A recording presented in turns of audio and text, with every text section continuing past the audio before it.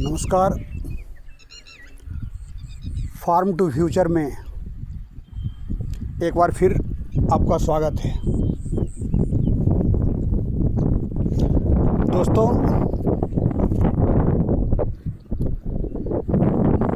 आज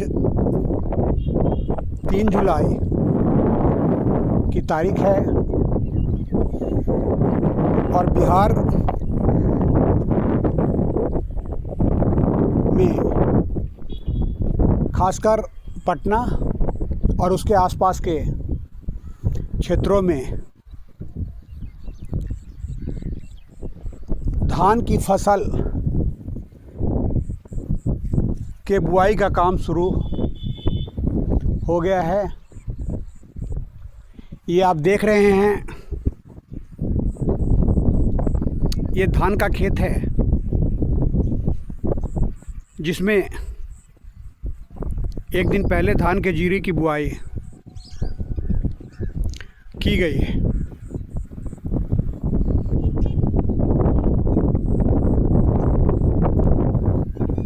मैंने अपने चैनल पे इससे पहले जो एक वीडियो डाला था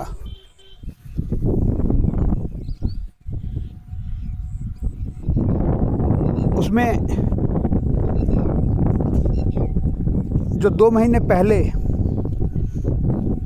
एक आंधी के साथ तेज बारिश आई थी, उसमें जो प्याज की फसल का नुकसान हुआ था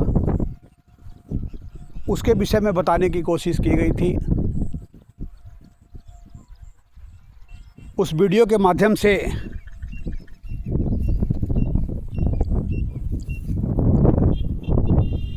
मैंने भारत सरकार से, बिहार सरकार से कुछ प्रश्न किए थे।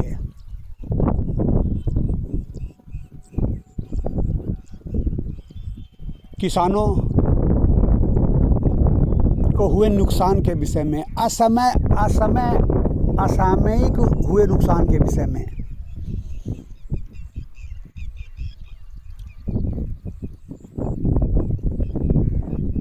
आज इस वीडियो के माध्यम से एक बार फिर मैं किसान, उसकी किसानी और उसके सामने भविष्य में कौन को किस प्रकार की चुनौतियां हैं उसका जिक्र करना चाहूँगा। ये सभी जानते हैं कि किसान की फसल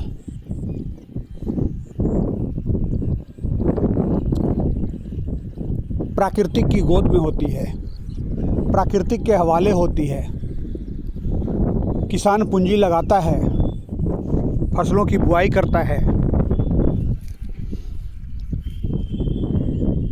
और उसके बाद प्राकृतिक के इच्छानुरूप वो इंतज़ार करता है कि मैंने जो मेहनत की है, जो पूंजी इन्वेस्ट किया है, उसका किस प्रकार से रिटर्न मिलता है।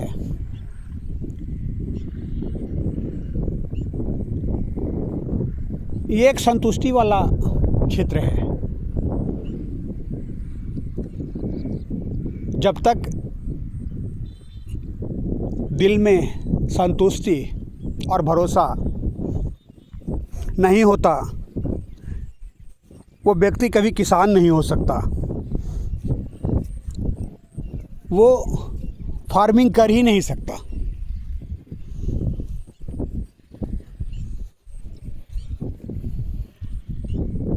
क्योंकि फार्मिंग पूरी तरह से अनिश्चितताओं का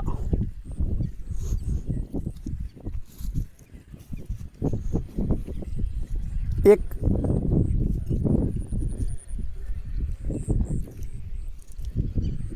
धागे में पिरोई हुई कड़ियाँ हैं जो सब कुछ सही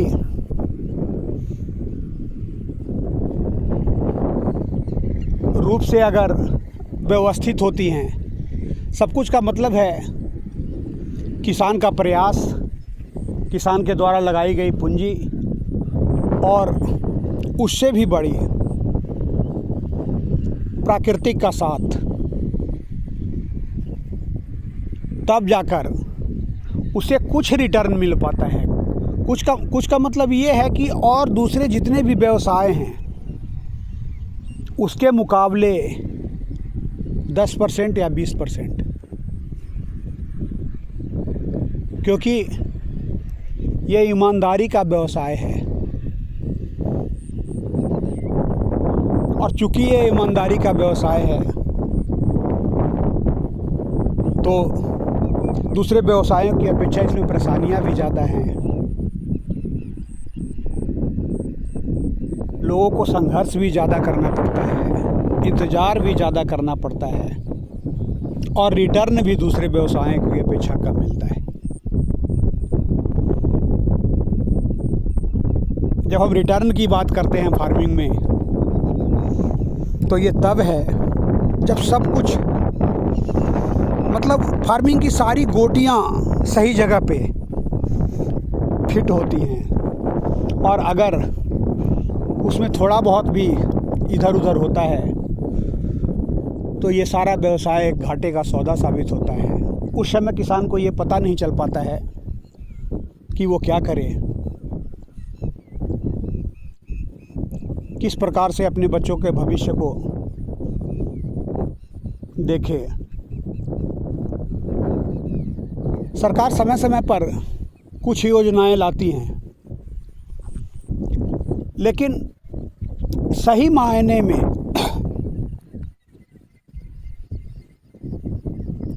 सरकार के प्रयास भी काफ़ी हद तक निरर्थक साबित होते हैं। एग्जाम्पल के रूप में हम किसान सम्मान निधि योजना को ही ले लें, जिसके माध्यम से सरकार ने हमारे घावों को कुछ भरने की कोशिश की है। ये निश्चित रूप से सरकार का एक सही प्रयास है, लेकिन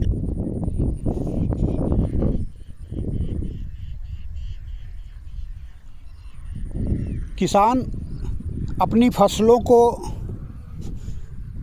सींचने के लिए पटवन पर आश्रित है और पटवन पूरी तरह से बिजली पे निर्भर है। मतलब 80% पटवन का हिस्सा जो है वो बिजली पे निर्भर है।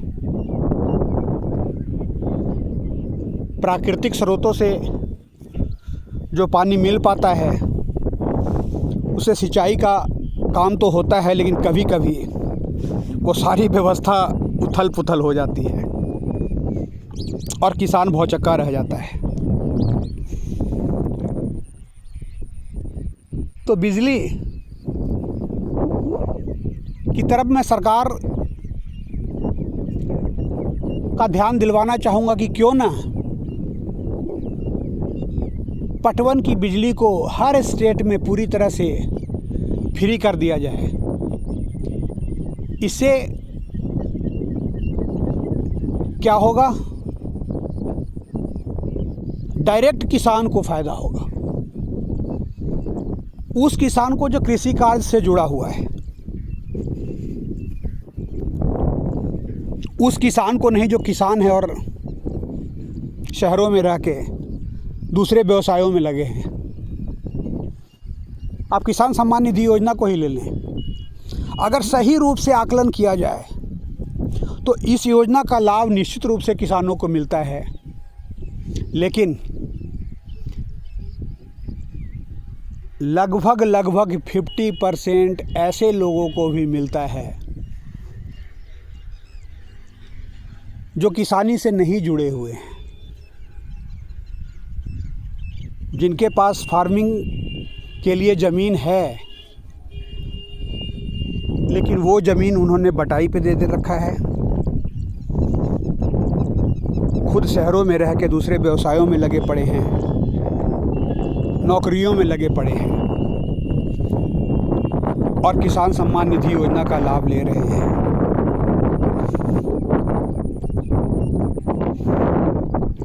सरकार अपनी तरफ से समय समय पर इसमें पारदर्शिता लाने की कोशिश करती है, लेकिन एक तरफ किसान सम्मान निधि योजना है तो दूसरी तरफ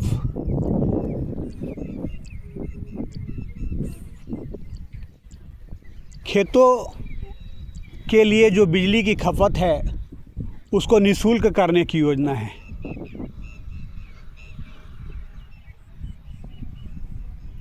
जो क्लियर है कि अगर ये निःशुल्क हो जाती है तो इससे सिर्फ किसानों को और ख़ासकर उन्हीं किसानों को फ़ायदा मिलेगा जो कृषि कार्य में लगे हुए हैं। सरकार को भी चेक करने के प्रयासों में उतनी मेहनत नहीं करनी पड़ेगी जितनी किसान सम्मान निधि योजना। और किसान सम्मान निधि योजना ही क्यों,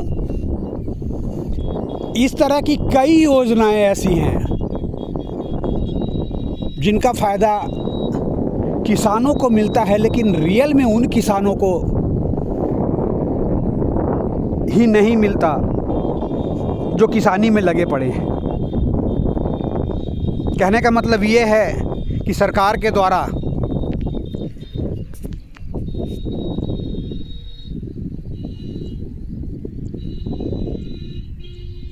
किसानों के लिए जो प्रयास किया जाता है, योजनाओं का सही चुनाव न करने के कारण उसका 100% लाभ रियल किसानों को नहीं मिल पाता है। और एक निश्चित रकम खर्च हो जाने के बाद भी किसानों की जख्मों पे मलहम सरकार नहीं लगा पाती है। ये एक बहुत बड़ा प्रश्न है और इसमें थोड़ा सा परिवर्तन करके इसकी सरकार की स्कीमों में मामूली उलझुल परिवर्तन करके इसका बेनिफिट डायरेक्ट उन किसानों को दिया जा सकता है जो कृषि कार्य में लगे हैं।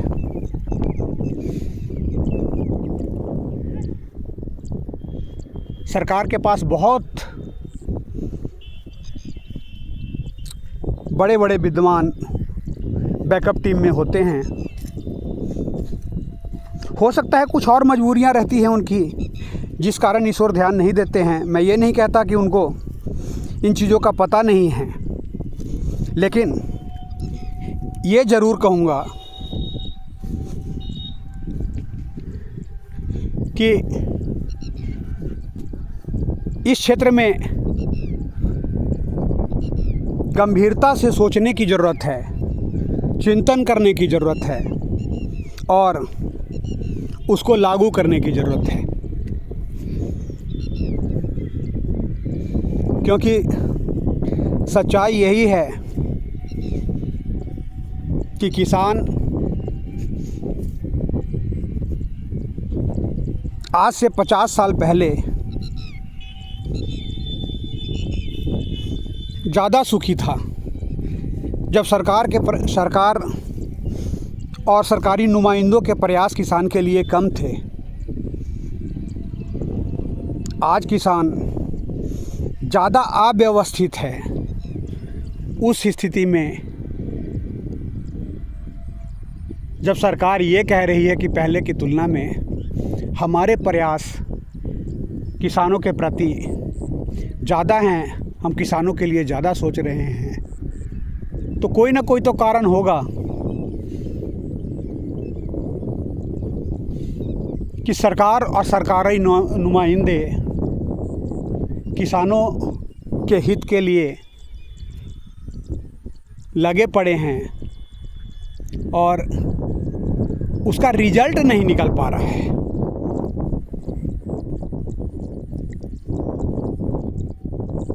मैं इस तरह की कई योजनाओं का जिक्र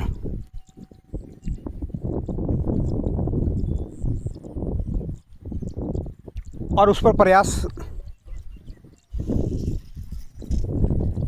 करने का तरीका, उसकी चर्चा कर सकता हूँ, लेकिन एक ही वीडियो में सारी योजनाओं को लेने से वीडियो काफ़ी लंबा हो जाएगा। तो मैं कोशिश करूँगा कि सरकार की कुछ और योजनाएं जिसका फ़ायदा किसानों को सही रूप से नहीं मिल पा रहा है, उसके विषय में मैं अपने अगले वीडियो में चर्चा करूँगा। आज इतना ही। जय किसान, उसके बाद जय जवान और फिर जय हिंदुस्तान। धन्यवाद।